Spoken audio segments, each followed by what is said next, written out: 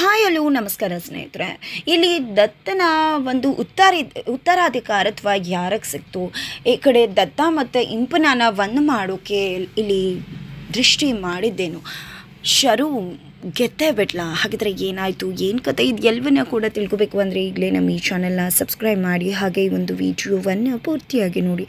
ಇಲ್ಲಿ ದತ್ತನಿಗೆ ಇನ್ನಿಲ್ಲವಾಗೆ ಕಾಡ್ತದೆ, ನಾನು ಈ ಮನೆಯಿಂದ ದೂರವಾಗಿಬಿಟ್ರೆ, ನಾನು ಸತ್ತು ಹೋಗ್ಬಿಟ್ರೆ ಈ ಮನೆ ಹೇಗೆ, ಈ ಮನೆಗೆ ಯಾರು ನಡೆಸ್ತಾರೆ, ಎಲ್ಲರ ನನ್ನ ಸ್ಥಾನದಲ್ಲಿ ನಿಂತು ಯಾರು ನೋಡ್ಕೋಬಹುದು, ಯಾರಕ್ಕೆ ನಾನು ಉತ್ತರಾಧಿಕಾರತ್ವ ಕೊಡಲೆ, ಯಾರು ಈ ಮನೇನ ನನ್ನ ಜಾಗದಲ್ಲಿ ನಿಂತು ನೋಡ್ಕೊಳ್ಳೋಕೆ ಸಾಧ್ಯ, ಹೀಗಾದರೂ ಮಾಡಿ ಕಂಡುಹಿಡಿಬೇಕಲ್ಲ ಅಂತ ಅಂದ್ಕೊಂಡಿದ್ದೆ.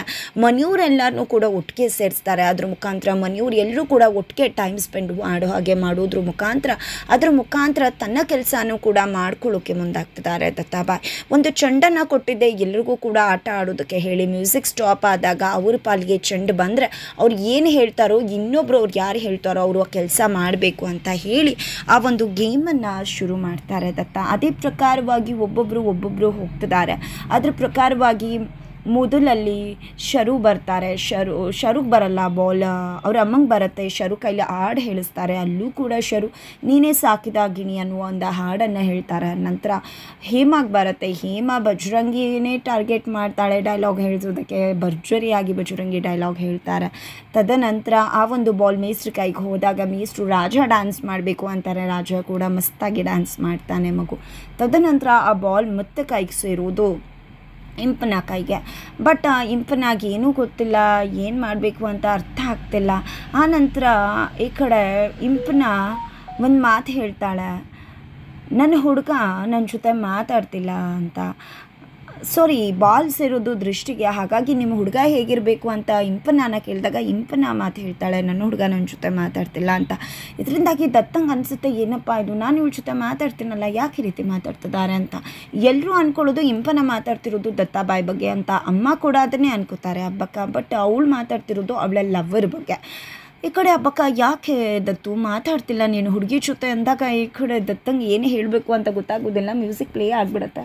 ಮತ್ತೆ ಬಾಲ್ ಟರ್ನ್ ಆಗ್ತದೆ. ಫೈನಲಿ ಬಾಲ್ ಸಿಗೋದು ದತ್ತನ ಕೈಗೆ. ದತ್ತ, ನಾನು ಇವಾಗ ಒಂದು ಕ್ವೆಶ್ಚನ್ ಕೇಳ್ತೀನಿ ಅಂತ ಹೇಳ್ತಿದ್ದಾರೆ. ಬಿಕಾಸ್ ಇದೇ ಸಮಯನ ಯೂಸ್ ಮಾಡಿಕೊಂಡು ನನ್ನ ಜಾಗದಲ್ಲಿ ಇರೋಕೆ ಯಾರು ಸಮಂಜಸರು ಅನ್ನೋದನ್ನು ನಾನು ಇದ್ರ ಮುಖಾಂತರ ಕಂಡು ಹಿಡ್ಕೋಬೇಕು. ಇದೇ ನನಗೆ ಇರೋದು ಸರಿಯಾದ ಹಾದಿ ಅಂತ ಅಂದ್ಕೊಂಡಿದ್ದೆ. ಬಾಲ್ ತನ್ನ ಹತ್ರ ಬರ್ತಿದ್ದಾಗೆ ಮನೆಯವರೆಲ್ಲರೂ ಒಂದು ಪ್ರಶ್ನೆ ಕೇಳ್ತೀನಿ ಅಂತ ಹೇಳ್ತಾರೆ.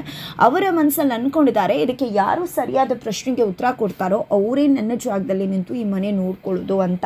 ಹಾಗಾಗಿ ಅವರು ಮಳೆ ಬರ್ತಾ ಇದೆ, ಕರೆಂಟ್ ಇಲ್ಲ, ದೀಪ ಕೆಲವೊಂದು ಹೋಗ್ತದೆ, ಎಣ್ಣೆ ಕಡಿಮೆ ಆಗ್ತದೆ, ಮನೆ ತುಂಬ ಜನ ಇದ್ದಾರೆ, ಹೇಗೆ ದೀಪದ ಬೆಳಕಲ್ಲಿಟ್ಟು ಮನೆಯವರನ್ನು ಕಾಪಾಡ್ತೀರಾ, ಬೆಳಕು ಹೇಗೆ ಮಾಡ್ತೀರಾ ಅಂತ.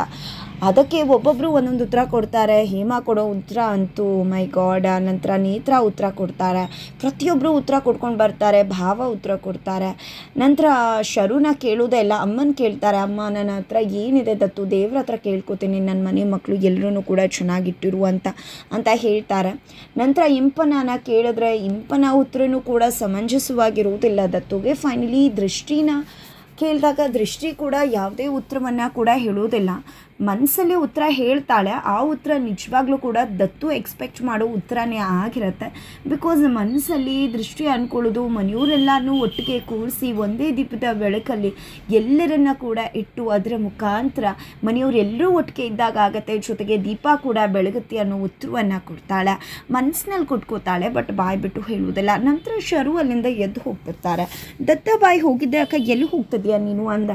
ಆಗ ಏನೂ ಇಲ್ಲ ದತ್ತು ಅಂತ ಹೇಳ್ತಾರೆ. ಆದರೆ ಅಕ್ಕ, ನೀನು ನನ್ನ ಪ್ರಶ್ನೆಗೆ ಉತ್ತರನೇ ಕೊಡಲಿಲ್ವಲ್ಲ ಅಂದಾಗ, ನೀನು ನನ್ನನ್ನು ಉತ್ತರನೇ ಕೇಳಲಿಲ್ವಲ್ಲ ದತ್ತು ಅಂದಾಗ, ಸರಿ ಆಯಿತು ಬಾ ಅಕ್ಕ, ನಾನು ಕೇಳ್ತೀನಿ, ಹೇಳಕ್ಕ ನೀನೇನು ಮಾಡ್ತಿದ್ದೆ ಅಂದಾಗ, ನಾನು ಏನು ಮಾಡ್ತಿದ್ದೆ ಅಂದರೆ ದತ್ತು, ಮನೆಯವರು ಎಲ್ಲರೂ ಕೂಡ ಒಟ್ಟಿಗೆ ಸೇರಿಸ್ತಿದ್ದೆ, ಒಂದೇ ದೀಪದ ಬೆಳಕಲ್ಲಿ ಎಲ್ಲರೂ ಕೂಡ ಇರುವ ಹಾಗೆ ಮಾಡ್ತಿದ್ದೆ, ಪಕ್ಕದಲ್ಲೇ ಕ್ಯಾಂಪ್ ಫೈರ್ ಚಳಿಗಿಳಿ ಇದ್ದರೆ ಅದೇ ಮಾಡ್ತಿದ್ದೆ, ಜೊತೆಗೆ ಆ ಮನೆ ಗುಡಿಸ್ಲಾಗಿರುತ್ತೆ, ಯಾಕಂದರೆ ಕಿಟಕಿ ಇರೋದೆಲ್ಲ, ಕಿಟಕಿ ಇಲ್ಲ ಅಂದಮೇಲೆ ಮನೆ ಗುಡಿಸ್ಲೇ ಆಗಿರುತ್ತಲ್ವ, ಅಂದಮೇಲೆ ಅಲ್ಲಿ ಒಂದೇ ಜಾಗದಲ್ಲಿ ಇರೋದ್ರ ಮುಖಾಂತರ ಎಲ್ಲರೂ ಒಟ್ಟಿಗೆ ಇರುವ ಹಾಗಾಗ್ತಿತ್ತು. ದೀಪದ ಬೆಳಕು ಇರ್ತಿತ್ತು.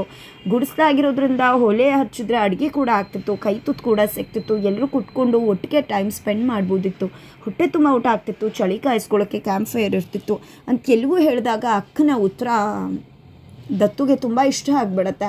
ಇದೇ ಉತ್ತರ ಅಕ್ಕ ನಾನು ಎಕ್ಸ್ಪೆಕ್ಟ್ ಮಾಡ್ತಿದ್ದಿದ್ದು ಅಂದಾಗ, ಯಾಕೆ ದತ್ತು ಏನು ಅಂದಾಗ, ಅಕ್ಕ ಇತ್ತೀಚೆಗೆ ನನಗೆ ನಾನು ಸತ್ತೋಗ್ಬಿಡ್ತೀನೇನು ಅಂತ ಅನ್ನಿಸ್ತದೆ. ಅದೇ ಕಾರಣಕ್ಕೆ ನಾನು ನನ್ನ ಜಾಗದಲ್ಲಿ ಯಾರು ಇರಬೇಕು ಅನ್ನೋದನ್ನು ಕಂಡುಹಿಡಿಯೋದಕ್ಕೋಸ್ಕರ ಈ ಒಂದು ಟಾಸ್ಕನ್ನು ಕೊಟ್ಟಿದ್ದು. ಅಕ್ಕ ನನ್ನ ಜಾಗಕ್ಕೆ ನೀನೇ ಸರಿಯಾದಿದ್ದ ಸ್ಥಾನ ಅಕ್ಕ, ನೀನೇ ನನ್ನ ಜಾಗಕ್ಕೆ ಬರೋಕ್ಕೆ ಸಾಧ್ಯ, ನನ್ನ ನಂತರ ನೀನೇ ನನ್ನ ಅಧಿಕಾರನ ತಗೊಳ್ಳೋಕ್ಕೆ ಸಾಧ್ಯ, ಇಡೀ ಆಸ್ತಿನ ನಿನ್ನ ಹೆಸರಿಗೆ ಬರೀತೀನಿ ಅಂತ ಹೇಳ್ತಾರೆ. ಇದೇ ವಿಷಯನ ತನ್ನ ತಂಗಿ ಗಂಡನ ಹತ್ರ ಕೂಡ ಪ್ರಸ್ತಾಪ ಮಾಡ್ತಾರೆ. ನೇತ್ರ ಕೂಡ ಅಲ್ಲಿಗೆ ಬರ್ತಾರೆ. ಹೌದಾ, ನಾವು ಕಷ್ಟಪಡದೆ ಆಸ್ತಿ ಸಿಗ್ತಾ ಇದೆ ಅಂತ ಫುಲ್ ಖುಷಿ ಆಗ್ತಿದ್ದಾರೆ. ಹಾಗಂತ ನಾನು ನನ್ನ ಪ್ರಯತ್ನನ ಬಿಡೋದಿಲ್ಲ ಅಂತ ಶರು ಹೇಳ್ತಿದ್ದಾರೆ.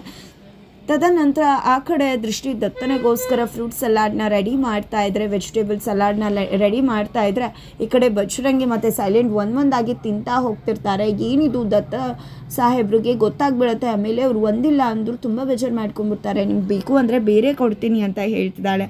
ಹೌದು ದೃಷ್ಟಿ, ನೀನು ಆ್ಯಕ್ಷನ್ ಪರ್ಫಾರ್ಮೆನ್ಸ್ ಮಾಡಿ ತುಂಬ ದಿನ ಆಯ್ತಲ್ವಾ ಅಂತ ಹೇಳಿ ರೇಗಿಸ್ತಿದ್ದಾರೆ ಬಜರಂಗಿ. ಹೀಗೆ ಮಾತಾಡ್ತಾ ಇರಬೇಕಿದ್ರೆ ಇಂಪನ ಫೋನಲ್ಲಿರೋದನ್ನು ಗಮನಿಸ್ತಾರೆ.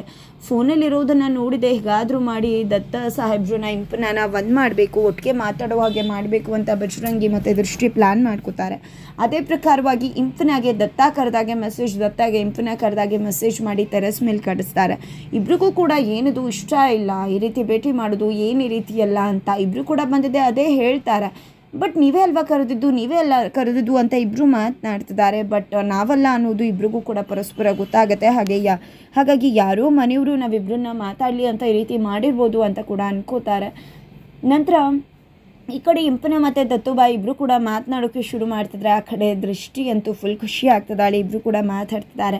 ಮಾತಾಡೋದ್ರ ಮುಖಾಂತರ ಅವರಿಬ್ಬರ ನಡುವೆ ಏನೇ ಇದ್ರೂ ಕೂಡ ಎಲ್ಲವೂ ಕೂಡ ಬಗೆಹರುತ್ತೆ. ಮನಸ್ಸಲ್ಲಿ ಇರೋ ಮನಸ್ತಾಪಗಳು ಹೋಗಿ ಇಬ್ಬರು ಕೂಡ ಚೆನ್ನಾಗಿರ್ತಾರೆ ಅಂತ ಹೇಳಿ ಅನ್ಕೋತಿದ್ದಾರೆ. ಆದರೆ ಇಲ್ಲಿ ಇಂಪನ ದತ್ತ ಹತ್ರ ಸತ್ಯವನ್ನು ಹೇಳೋಕೆ ಮುಂದಾಗ್ತದಾಳೆ, ತನ್ನ ಪ್ರೀತಿಯ ಹುಡುಗನ ಸತ್ಯವನ್ನು. ಈ ಕಡೆ ದತ್ತಾಗೆ ಅದು ಗೊತ್ತಾದರೂ ಕೂಡ ಇಂಪನ ಜೊತೆ ಮದುವೆ ಮಾಡ್ಕೊಳ್ಳೋಕ್ಕೆ ಮುಂದಾಗ್ತಾರೆ. ಇದೆಲ್ಲದರ ನಡುವೆ ದೃಷ್ಟಿ ಇಬ್ಬರನ್ನ ಒಂದು ಮಾಡಬೇಕು ಅಂತ ಅನ್ಕೋತಿದ್ದಾಳೆ. ಆದರೆ ಅತ್ತ ಕಡೆ ದತ್ತನ ಎರಡನೇ ತಂಗಿ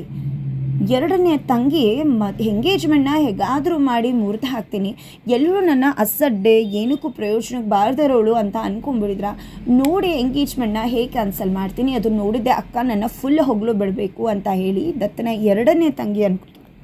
ಹಾಗಿದ್ರೆ ದತ್ತಾಬಾಯಿ ಮತ್ತು ಇಂಪನ ಎಂಗೇಜ್ಮೆಂಟು ನಡೆಯುತ್ತಾ ಅಥವಾ ಮುರಿದು ಬೀಳುತ್ತಾ? ಇಲ್ಲಿ ದತ್ತನ ಎರಡನೇ ತಂಗಿ ಮಾಡೋ ಕೆಲಸಕ್ಕೆ ಶರು ಅಪ್ರಿಷಿಯೇಟ್ ಮಾಡ್ತಾರೆ ಅಥವಾ ಓಕೆ ಮಾಡೋದ್ರಿಂದ ಇಲ್ಲಿ ಶರು ಪ್ಲ್ಯಾನ್ ಫ್ಲಾಪ್ ಆಗುತ್ತಾ? ಏನಾಗ್ಬೋದು? ಫೈನಲಿ ದತ್ತನ ಉತ್ತರಾಧಿಕಾರಿಯಾಗಿ ಬರ್ತಿರೋದು ಬೇರೆ ಯಾರೂ ಅಲ್ಲ ಶರು. ಆದರೆ ಅದಕ್ಕೆ ಮಣ್ಣೆ ಹರ್ಚೋಕೆ ದೃಷ್ಟಿ ರೆಡಿಯಾಗಿದ್ದಾಳೆ. ಮುಂದಿನ ಸಂಚಿಕೆಗಳಲ್ಲಿ ಖಂಡಿತ ಅದೆಲ್ಲವೂ ಕೂಡ ದೃಷ್ಟಿ ಕೈಗೆ ಸೇರುತ್ತೆ. ಏನಾಗುತ್ತೆ ಏನು ಕತೆ ಮುಂದಿನ ವಿಡಿಯೋದಲ್ಲಿ ನೋಡಿ.